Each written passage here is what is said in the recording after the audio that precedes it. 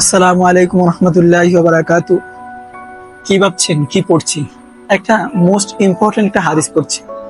হাদিসটা হচ্ছে যে বয়স বেশি হয়ে গেছে বলে আমাদের অনেক সময় মনোকষ্ট অসহ্য ভুগতে দেখা যায়। যদি ভেবে থাকেন যে জ্ঞান অর্জনের বয়সে আপনি পার করে এসেছেন, এই বয়সে আপনি আর কতই বা জানতে পারবেন, শিখতে পারবেন। যদি মনে করেন জ্ঞান অর্জনে আপনি অন্যদের চাইতে পিছিয়ে পড়েছেন, আর কোনোভাবেই আপনি জ্ঞান অর্জনের দ্বারাই অগ্রগামীর কাছাকাছি আসতে পারবেন না, তাহলে আপনি জাগিয়ে তুলতে, ফিরিয়ে আনতে আপনার হারানো আত্মবিশ্বাস। আবার আমার কাছে একটি চমৎকার উপায় আছে। আমি একটা চমৎকার উপায় আপনাদের কাছে বর্ণনা করব। সাহাবী আবু হুরায়রা রাদিয়াল্লাহু আনহু নাম শুনেছেন নিশ্চয়ই। হাদিসগুলো গ্রন্থগুলোর পাতা উল্টালেই কিংবা অন্য অন্য অনেক জায়গায় যখনই হাদিস পড়তে গেছেন বা অসংখ্যবার আপনি এই নামখানা দেখেছেন। অবশ্যই আপনি পড়েছেন আবু হুরায়রা রাদিয়াল্লাহু আনহু থেকে বর্ণিত, রাসূল সাল্লাল্লাহু আলাইহি সাল্লাম বলেছেন। আবু হুরায়রা রাদিয়াল্লাহু আনহু বলেন, সেই সাহাবী যিনি সবচেয়ে বেশি সংখ্যক হাদিস বর্ণনা করেছিলেন।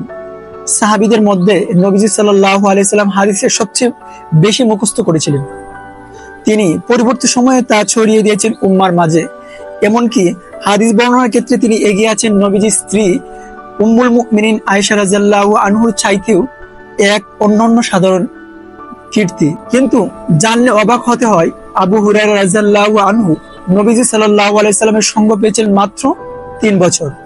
নবীজির গোটা 63 বছরের জীবন থেকে কেবল 3টি বছর তার সংস্পর্শে থাকার সৌভাগ্য হয় আবু হুরায়রা রাদিয়াল্লাহু আনহু। তার ইসলাম গ্রহণের পরেই 3 বছরের পরে রাসূল সাল্লাল্লাহু আলাইহি সাল্লাম কি করেন? ইন্তিকাল করেন। মাত্র 3 বছর কাছে পেয়েছিলেন নবীজিকে। নবীজির সাথী হওয়ার সময়কালটা তার জন্য বড়ই সংক্ষিপ্ত ছিলেন, অথচ এই 3 বছরে তিনি কিনা হয়ে উঠলেন জ্ঞানের এক অনন্য উদাহরণ। অনেক দূর এগিয়ে গিয়েছে, আমি পিছিয়ে পড়েছি, কিংবা জীবনের সূর্যটা অস্তমিত হয়ে গেছে, এই ভেবে কখনো আপনি বসে থাকবেন না। বরং আজ থেকে আপনি শুরু করেন আপনার মূল্যবান সময়কে হাদিসের তোলে, অথবা একটা হাদিস অথবা কোরআনের আয়াত দিয়ে শুরু করেন। দেখবেন আপনার পরিপূর্ণ জীবন, আপনার পরিপূর্ণ যৌবন উজ্জ্বলতায় পরিপূর্ণ হয়ে যাবে। তাই আমরা সময় নষ্ট না করে আবু হুরায়রা রাদিয়াল্লাহু আনহুকে স্মরণ করে আমরা একটু একটু করে এগিয়ে যাই। ইনশাআল্লাহ একসময় আমরা হয়ে যাব আবু হুরায়রা রাদিয়াল্লাহু আনহুর সহচর। আশা করি খুবই গুরুত্বপূর্ণ হাদিস। এরকম হাদিস যদি আপনারা শুনতে চান, তাহলে অবশ্যই আমাদের সাথে থাকেন এবং সাবস্ক্রাইব করেন আমাদের এই চ্যানেলটিকে। অবশ্যই ভালো থাকবেন। আসসালামু আলাইকুম রহমতুল্লাহি ওয়া বারাকাতুহু।